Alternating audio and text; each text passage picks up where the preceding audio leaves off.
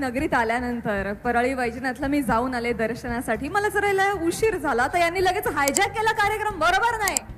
कोण होस्ट पाहिजे तुम्हाला? नाही एवढं प्रेमाने बोलताय. Thank you so much. सगळ्यात आधी तुम्हाला सगळ्यांना नम्रतापूर्वक नमस्कार. माननीय साहेबांना नम्रतापूर्वक नमस्कार. आज मी असं ठरवलं की परळीत आपण पहिल्यांदा आलोय. आपण पहिल्यांदा महाराष्ट्राची हास्य जत्रा परळी लोकांबरोबर तुमच्या बरोबर बसून बघूया. त्यामुळे आज मी इथे तुमच्यासारखीच प्रेक्षक म्हणून आली आहे. तुम्हाला सगळ्यांना भेटायला आली आहे. त्यामुळे महेश सर तुम्ही खूप छान अँकरिंग करताय. आज तुम्हीच करा.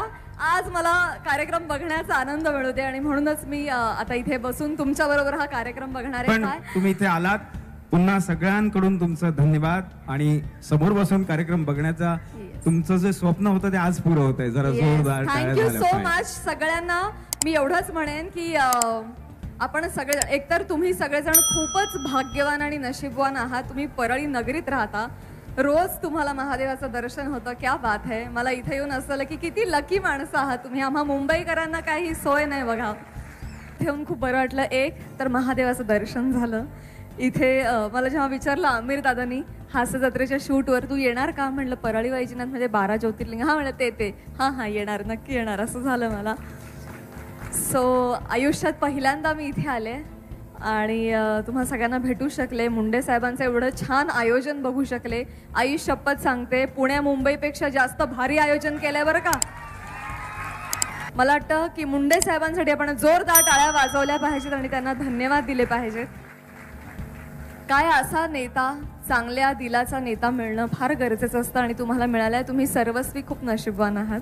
तो प्रश्न सोडून दुसरा असेल तर विचारा. तो प्रश्न असेल. त्यांचं म्हणणं आहे की मी सुरेश दास यांचा सुरुवातीलाच निषेध करते कारण इव्हेंट मॅनेजमेंटच्या मुद्द्यावर बोलताना ते घसरले. हे पहा, मी कुठेही काल घसरलेलो नाही, काही नाही. आणि त्यांनी माझा निषेध केलाय तर मला असं वाटतं त्यांनी माझं जे कालचं स्टेटमेंट आहे SP ऑफिसच्या समोरचं ते पुन्हा एकदा रिवाईज करून पाहावं. त्याच्यात ऑब्जेक्शनेबल कुठलीही बाब मी बोललेलो नाही. आणि हा संतोष देशमुख यांच्या हत्येपासून हे डायव्हर्ट करण्याचा प्रकार आहे. इथून पुढं तुम्ही तो प्रश्न विचारू नका. माझ्या ठाई प्राजक्ता माळी हा विषय संपलेला आहे. जय हिंद, जय महाराष्ट्र. हे पहा, त्यांचा गैरसमज जे आहे तो त्यांनी दूर करून घ्यावा.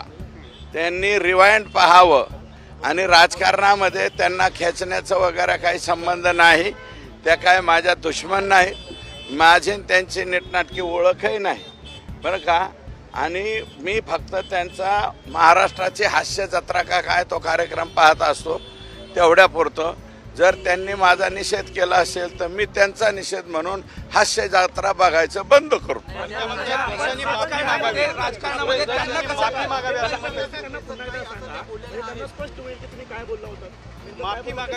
माझं मत असं आहे की मी माफी काही मागणार नाही.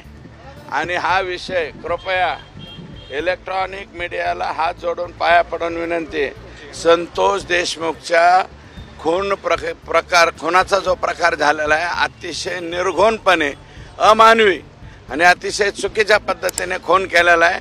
या खून प्रकरणावरून तुम्ही कोणीकडे बी डायव्हर्ट हिरोईनकडे ढकलू नका. तुम्हाला माझी विनंती आहे. माणूस आमचं गेलंय, ज्याचं जळतंय त्याला कळतंय. लेकरं बाळं बघितलं नाही का तुम्ही एवढले. आता कशाला हे आणलंय तुम्ही?